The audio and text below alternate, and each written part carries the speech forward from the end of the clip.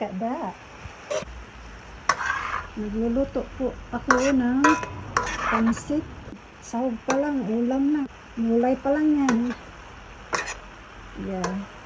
I'm always generous when it's come to sahog.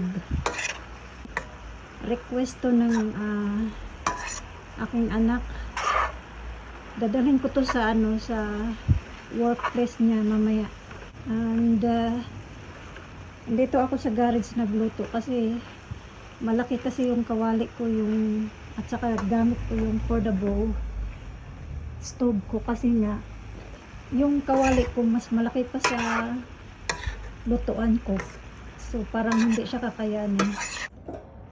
Ay, Diyos ko, nagawa ko pa talagang mag-video na malilit na tayo. Ito na siya, luto na.